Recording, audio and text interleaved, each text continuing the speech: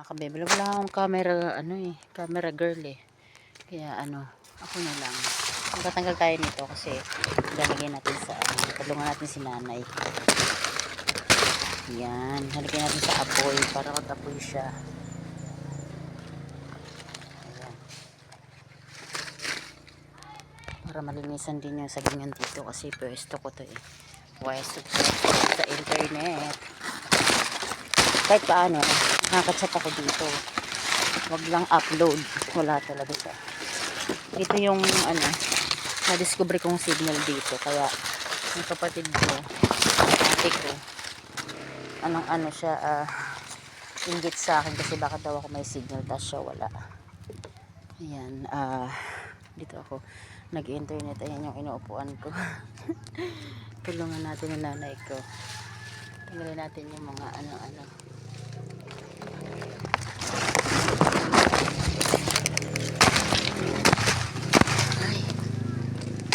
sa hindi nakakaalam, kalaweti ako. Ay, kalaweti ako mag-itak, tinan mo ang dami ng nilinisan namin. Ayun, si nanay nagtatanggal ng mga tuyot na. Ayan. Ito yung gusto na buhay eh. Ang tagaan na. Ha? Ano? Takot kang masigaan yung iyong. Hindi naman yan. Hindi naman laya eh. Ayan yan ang mga saging Hindi siya kumukuha ng pinadadala niya sa amin sa Maynila. Ayan, saglit. Ayusin ko daw yung siga ko. Ayan. Wait. Nga pala mga kabebelab, try lang ako mag-vlog. Pero marami akong naririnig na issue sa akin. Wala akong pakialam ba? Wala akong issue. Pero kaya pala nagpa-vlog, mapera na. Kakasimula lang, mapera na kaagad. Hindi yun magic. Hindi magic ang pagbablog. Kailangan mo rin ng puhunan dyan ng sandamakmak na pasensya at pera sa bulsa. Kasi yung mga travel mo, yung mga kailangan mong i-upload, mga ganon. Sa tutorial kasi manood kayo. Bali matagal talaga ma-monetize ang channel. Lalo na pag bigyan ka muna ng subscriber. 1,000 mahigit. Tapos 4,000 watch na hour. Yan. Tapos kailangan wala kang strike, wala kang community guidelines, yung mga dapat wala kang violation, yung wala kang copyright, wala kang kahit anong dumi ng YouTube mo, yung channel mo. Ayan, kaya ako po ay baguhan lang, 2 months lang po akong nagbablog. Wala pa po akong pera, wala pa po akong sweldo dyan kahit pisong duling. Kaya pasensya na kung wala pa akong maibahagi, wala pa akong maibigay. Kuripot daw ako, vlogger naman, kuripot. Hindi pa naman ako totoong vlogger kasi wala pa naman akong kinikita. Siguro kung magiging masasabi kong vlogger na ako pag may kinikita na ako kasi makakabahagi na ako niyan eh. Sa totoo lang yung napanood kong unang sweldo ng YouTube, 5,000 lang naman. Saka lang naman yan tataas pagka maraming subscribers, maraming views. Pero pagka wala namang ganon at hindi ka matyaga mag-upload, dito sa akin, matyaga kasi ako mag-upload, araw-araw nag-upload ako kahit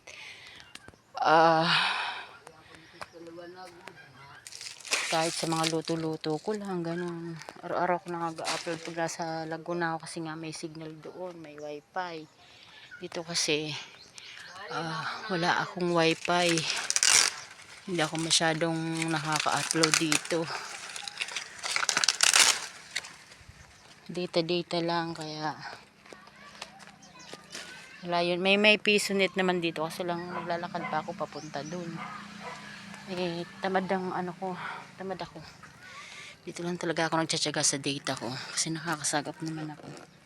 Yung kapatid ko lang talaga ang hindi. Kaya ayan, siga tayo ng ating mga ano lang, saging-saging na to. Sayang to, oh, nara to. Ito, sayang, oh, namatay. Nung buhay pa yung tatay ko, maraming nara yung tatay ko dito. Kaso lang pinagpuputol na nila, gawa ng inaayos nga yung bahay, pinapaayos ng kapatid ko. Ito yung sampalok, oh. Tapos yun yung nyog ng nanay, oh. Kaso lang ang taas. Tapos yun, ngayon yung kinakain yan, lubi-lubi kung tawagin sa amin yan. Kinakain niya yung pinakadulo niyan, yung pinakausbong. Tapos ayan, kita niyo yan mga kabebilab. Ano yan, nara yan, ito. Yan, ayan. Oh, yan ang puno ng nara. Tatay ko maraming ganyang punla. Tapos ito yung sambong. Tama ba? Yan, lahat ng mga halamang gamot-gamot nandito na. Yan, may mga puno-puno din ang inyong sinanay dyan. Sampalok. Ito kay Mito. Mangga. Da naman sa video kita. Kuha na, barayli na. Pinapakanta na naman ako ng nanay ko dun sa pinsan namin na ano, kakasal. Pambato. Laging pinapakanta. Yun.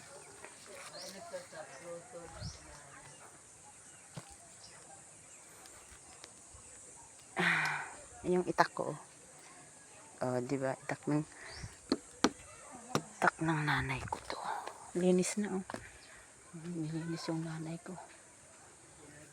Tinutulungan ko lang.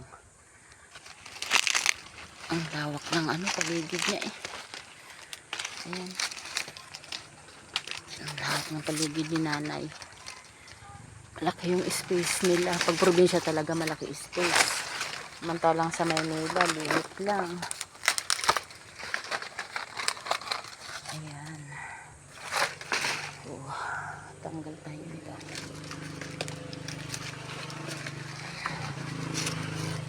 Ito pa.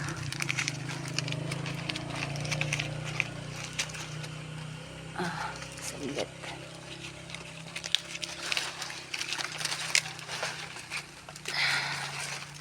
Ayaw.